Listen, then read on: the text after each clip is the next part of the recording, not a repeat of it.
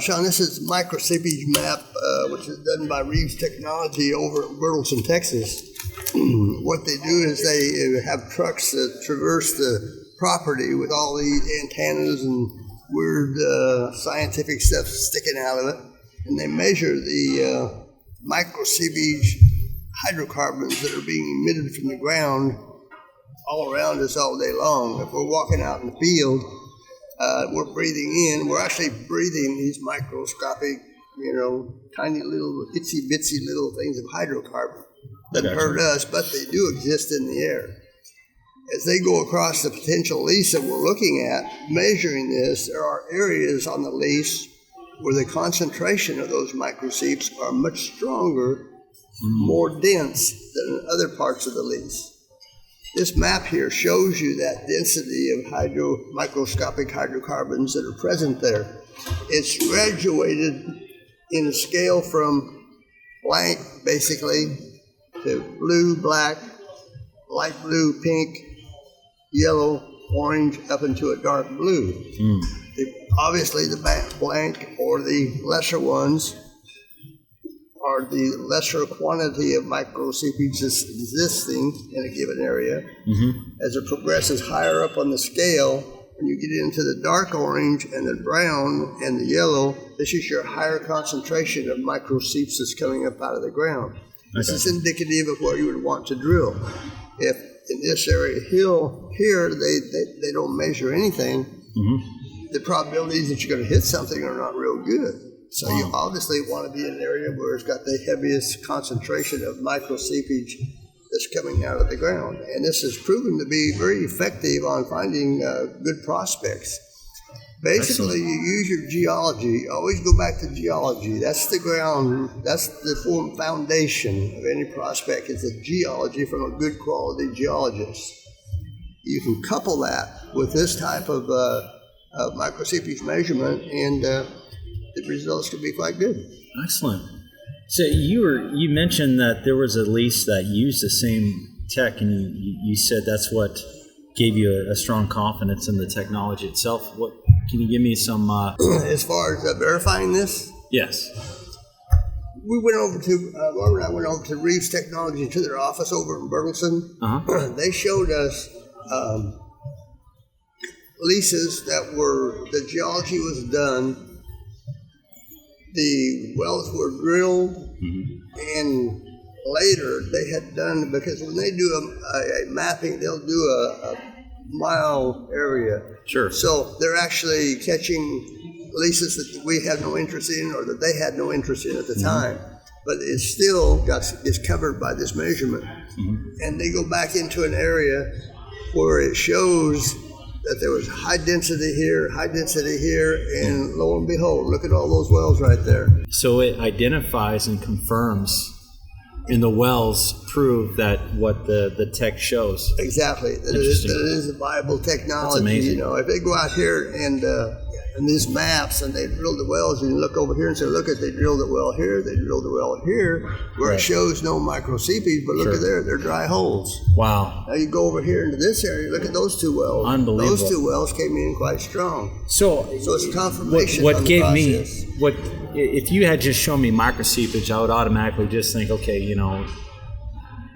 how do you have faith in something that you've never used before? Exactly. But the fact that Kim Drew was able to choose these locations based upon geology, based upon surrounding production, based upon log reports, based upon basic geology, Correct. And then the microseepage confirms that you're in the right place. Exactly. That to me was unbelievable. That's exactly. And he's Sam Reeves with Reeves Technology showed us some maps where they had done this process across them and later come back and drilled the wells.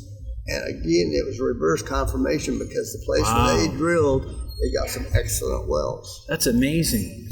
So how does the technology, how are they actually able to use the technology? I mean, is it some sort of device that could sense the gases that are coming from the ground? How does that work? They do sense it because we're talking about micro seepage stuff that is, like the tip of a pin or smaller.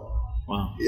And they just emit from the ground. Tell me about the number 14 here, and Well, of course, this is the key well that we're keying this prospect off of. Kenner Oil Company drilled this well in 2012. Kenner Oil Company is a Wilcox hunter. Wilcox Formation is what they've made their buku bucks off of. That's the only thing they're interested in. They drilled this well, and when they logged it, they had questionable results as to whether the Wilcox was completable. Right. So they just abandoned the well. Well, Kim Drew sold them that prospect, and when they abandoned that well, he acquired it back because what he saw on the log was that there's something in the Gilcrease that's viable. Sure. He, in turn, sold it to South Sands Energy in 2014. And in 2015, South Sands went back in there and completed the Gilcrease, ended up with a 200 barrel a day well out of the Gilcrease, something that Kenner Oil just walked away from. Not really. He said the log characteristics on the Gilcrease were, it's hard to say, but they didn't really consider it. So they looked at the logs. So did Kim have access to these logs when they first drilled it? Yeah, he's the one that set the well for him. And he said, you need to drill this well. Well, obviously, because he had faith in it because he sold it to another company. Yeah, he thought, well, Kim was there when they drilled this, and when Kenner saw that the Wilcox was not, they didn't want to attempt to produce it. That's all they do is Wilcox. Wow. They could care less about anything else. And they've made millions of dollars doing that. Sure. But they did leave behind a Gilcrease formation there that Kim looked at and said, man, that's got some potential there. Sure. And so he acquired it back, sold it to South Sands, and South Sands a couple of years later went back and completed the Gilcrease, 200 barrels a day, 100,000 cubic feet of gas. They choked it back to 50 barrels a day to conserve the gas, because the gas is your driving force that pushes the oil to the wellbore. And if you blow off all that gas, you're going to end up with a ton of oil laying there, no way to go anyplace because there's nothing driving it. Sure. A lot of people in greed will complete a well like this and just open it wide open, go as fast as they can, get as much as they can. But what they're doing is killing their own well because they're depleting their driving force, which is the gas. And when the gas is gone, the oil stops flowing. It's still there. The bulk of it is still down there, but they have no way to get it out. Yeah. So that's a big mistake a lot of companies make. And 50 barrels a day in my world, that's a lot of money. That's a good well. The thing with it is, you open it up at 200 barrels a day, it might last for a year. You open it up at 50 barrels a day conservative, it might last for 10 years. Yeah. You're going to get a lot more oil in the long run, but just not as quick. So why did you guys, you and Kim, the geologist, decide to choose these two locations for the offset? Well, me guys wasn't part of it. This was Kim Drew's prospect, and he presented it to me, and I liked the looks of it. Of course, I have a terminology that I used, I think I coined it many, many years ago, and it's called closeology.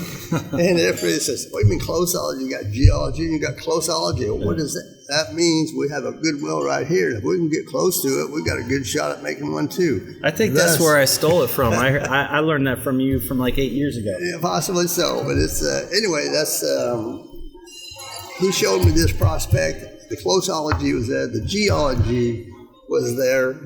And based on Reeves technology overlaying it and kind of confirms what the geology says, to me it's a win-win-win. Sure. So you still have to drill them.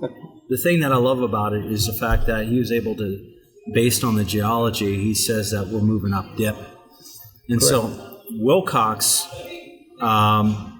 what's very exciting is that we have 2 miles to the south Wilcox production, 2 miles to the east, and then also 2 recent completions in the Wilcox to the north, correct? True. Now, Wilcox fields, Sean, are in general small. Mm-hmm. You don't find a 500-acre Wilcox field as a rule. You'll find 80 acres, 120 acres. If you get a big one, maybe 200 acres. You get a dozen wells. That's it. This is a Wilcox field up here. There's Wilcox to the south. We know that there's Wilcox in this well. It wasn't sufficient from the logs to entice them to try to complete the Wilcox, but we know they had 7 feet of Wilcox in this well. They also later on drilled another well up here and had 0 Wilcox, which told them that the trend is moving south-southeast. 0 here, builds to 7 here. If it continues on like Kim thinks it will, and we get 10, 15 feet of Wilcox formation, we could have us a winner. Wow. So the geology is solid. And so the Gilcrease were based on what they found in the saltwater disposal well. And they measured from the saltwater disposal well to well number 14, and the Gilcrease was thicker, which tells the trend is moving up dip in our location. Correct. So the chances of being up dip to Gilcrease and having more of that structure here is much higher. Kim feels that I think it was 15 or 17 feet of Gilcrease formation in the 14-1A, or the 14-1. He feels if it continues on south-southeast, we could get as much as 30 feet of Gilcrease sand. Wow. In which case that we could have potential for a much stronger well. Wow. Likewise with the Wilcox, they had 7 feet here, we've had just minor shows. If we could gain 7 to 10 feet structure there, we could have a very strong Wilcox well, which is one of the more desired wells to every time I've ever offset a well, even a dry hole, they see a show in a lower dip well, you always move up dip. And so what I love about the prospect is that we've got multiple formations here. We're not just out here for Wilcox. Because if we drill a Wilcox well here, and that's all we're after, and that's the only option, we got a 50-50 shot. Yeah. Maybe even greater because of the log reports. Yeah. But the Gilcrease, it's proven here, and they have the surrounding wells to continue that trend. If you're on a structural high in the lower zones, there's a possibility that you're going to be structurally high in some of the upper zones. In addition to the Wilcox, in addition to the Gilcrease, there's a Red Fork, a Skinner, and a Bartlesville sands all up whole. So we have the potential of hitting 4 or 5 potentially productive zones in each wellbore. Wow. So what? So does Kim Drew those other, like the Skinners, the Red Fork, and the other zones? Does he have all the log reports for the surrounding area? And is there successful wells close by with those? All 3 of those formations, in addition to the Wilcox and the Gilcrease, are productive throughout this whole area. Wow. Clear across the county. They're in small groups. Les Gibson bought a prospect from Kim Drew about 5 years ago, and it was based on the Skinner Formation, which is one of the upper ones. And they proceeded, Emerald Oil Company, Les Gibson was the owner, they proceeded to drill 27 wells in the Emerald Oil field. Now that's a large field for any formation. And except for some of your big blanket ones out in West Texas or somewhere where they go for miles and miles and miles, But in Creek County, there you'll get small fields and they're just plastered everywhere, and you just got to find the geology. If you hit the key well, which we, in our estimation, they hit the key well here and didn't know it. Wow. Yeah. I still cannot believe they walked away from a well. From the Wilcox well, that they didn't think was productive. And they were probably right because they only had 7 feet of it. Wow. And so they move on. But they did not own this lease at the time. This was already tied up, so there's no place they could go with it except backwards. They went back here, drilled the second well. It was low to this one, so they converted it into a saltwater disposal well, which they needed for this one anyway. I gotcha. So you mentioned, one of the things you mentioned is Kim, how many, so in Creek County, this is Creek County, right? Yeah. Oh, you're Creek. This is This is a square mile right here.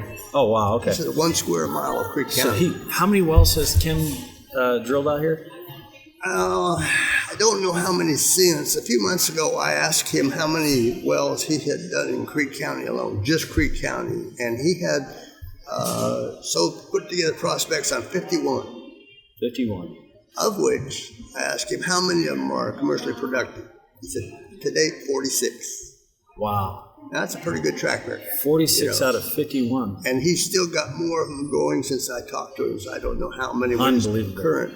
What his current tally is, Yeah. But that's a good record. Well, that's an incredible record because I know a geophysicist that has a track record of 86%, and he's the most sought after geophysicist out there. Yeah. Now, putting that in perspective, when Kim did the prospect on the Emerald oil field I just mentioned to you, and they got 27 wells there, that kind of skewers the overall, because then you've got another 20-some that he's done, of which they missed 4 or 5 of them. See, which drops that down about 75%. If you just use those numbers and not the Emerald oil field itself. Sure. But it still is either way you look at it, it's fantastic. Yeah, I think it's incredible. And Creek County itself is one of the hottest drilling counties in the state of Oklahoma at mid-level. Wow. This 3,000 to 5,000 range. If you go to western Oklahoma, that's where they get into the deep stuff, 12,000, 14,000 feet. Well, they're having great success over there, but that's totally out of our league. Our range, mid-range, Creek County is the hottest county in the state. Yeah. You can look up the drilling permits and stuff, throughout the state, and at our level, from 35,000, most of the activities are in here. Yeah, we were. There's projects, and I look at projects all over, from British Columbia to Florida, and I've never seen at 4,000 feet to drill a well for less than $1 million. We're doing 2 for 1.3 million. Mm-hmm. That's unbelievable. And 50 barrels a day at 1.3 million for 2 wells. There's a lot of money to be made. There is, indeed. And here's a ballpark. This is my own philosophy. I think people they say, okay, how much is your well? How much you think is going to be your potential? How much is your prospect? And if you look at some of these projects, you'll find they're charging anywhere from 3 to 4, even higher, $100 per foot. Wow. If my contention, we've been in this for 30 years, and my range for all the wells we do, which is basically from 3,000 to, I think our deepest one is about 4,200, is $125 to $150 a foot. Wow. That's the range. Now, the one we're doing here, if you do the numbers on it, I just told you from 125 to 150, right? Right. Well, this one here is 156. Now, the reason for this being so much higher, we've got 480 acres here, which to acquire these leases, we have to go out to all the landowners, right, and acquire the mineral rights. Mm-hmm. Well, in these 3 160s, there's over 120 mineral owners. Oh, wow. Some areas you might only have 5 or 6 mineral owners. You have 120 mineral owners? Right. Unbelievable. Great-granddaddy bought this 100 years ago. Wow. When he passed, he gave it to his kids, all 7 of them.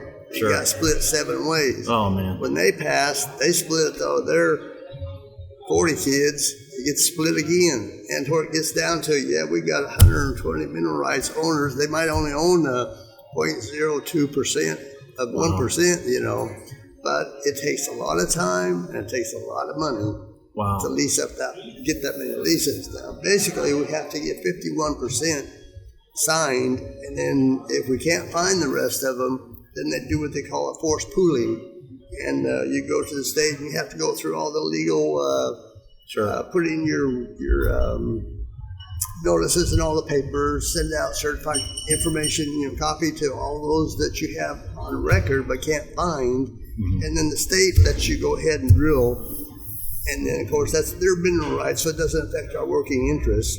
So then the state escrows their money, and someday down the line, if somebody says, "Hey, I got some old mineral interest, royalty interest out there in this county," they look them up, and then, yeah, that's mine. Then they pay them. But if they can't be found, they can't be found. And in many cases, that is the case. So the state handles that part. We don't have to deal with that. That's awesome, because I just can't handle that part of the business, and that's what I appreciate it. Lee Gaston is our landman. He handles it for us, because I wouldn't want to do that either. Unbelievable. You hire it out to the people who are the experts at it. So you did the lease acquisition. You did the micro seepage. You figured out with Kim Drew. He already drew out exactly where to drill these wells. He did all the geology, and he looked at everything. You looked at everything. So what else have you guys done? I know you did some basic boring paperwork with the local agencies and what have you. Well, right now we're getting ready. We're about ready to get this thing fully funded and get out there and start doing some work. So Barbara and I actually went up to Oklahoma City last Friday, actually, and filed the intents. It's what they call a drilling intent. That means we intend to drill. Some people will call it a drilling permit, but you don't have the permit yet. You filed the drilling intent. And then the Oklahoma Corporation Commission says, "So yes, you have permission to drill on that location. Here's your permit." Good deal. So, and it takes a couple of days. You'll get it. We walk them through, which is an expedited process. It costs us a lot more money, but by walking them through, you'll get your permit within a couple of days. If you send it in by mail or by computer, you might get your permits back in 2, 3, maybe 4 weeks, depending on the activity. So we went up and walked them through, and after that, we got with the landowners and got to talk about the damages, how much we have to do, and what they think they need or want, and then arrange to have the surveyors get out there, and hopefully this week they'll get out there and stake the wells. And then as soon as we're ready, we'll get the bulldozers out there and go to work.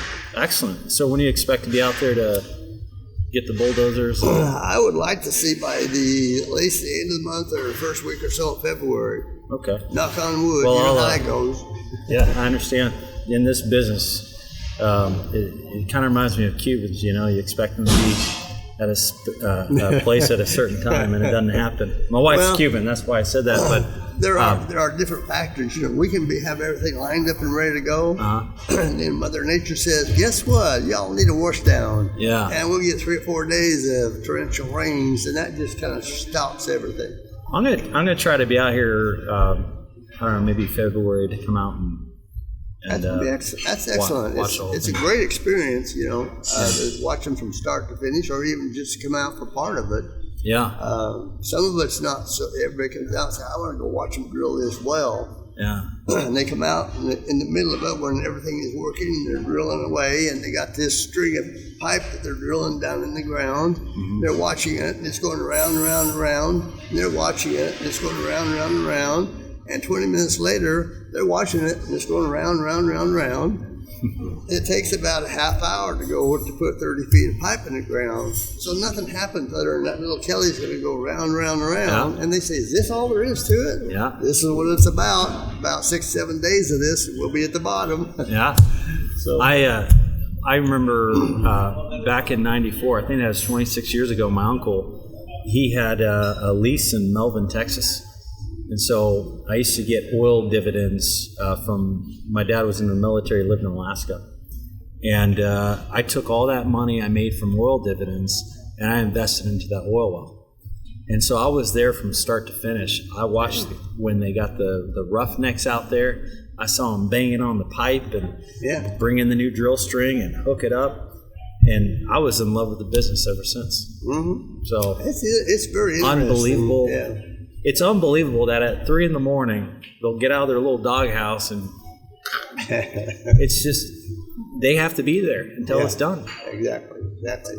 Unbelievable. And once they start, whether it's 110 degrees, whether it's 23 degrees, 5 inches of snow on the ground, or pouring down raining, they don't shut nothing down. They just keep going. The only things that'll shut them down when they start is lightning. because you got that big old tall derrick there. It makes a super lightning rod. Well, so that goes into the question that a lot of people always ask is, let's say that does happen. Lightning strikes, one of the guys die. What they're worried about the liability of that. Yeah. The insurance side of that. Well, everybody that's from the driller to everybody that comes out and does any work on that particular project are fully covered in insurance. They have to present their certificates before they're allowed to come on the property. So yes, there's always a liability, but in the case of lightning, it's a minuscule possibility for one reason. Sure. I just mentioned, if there's a thunderstorm in the area, they'll shut down. Oh, good. They'll get out of there. Now they just let the rig sit there and just idles because you have to keep the circulation going. Yeah. And most storms pass in a few hours, and then they'll get back out there and go back to work.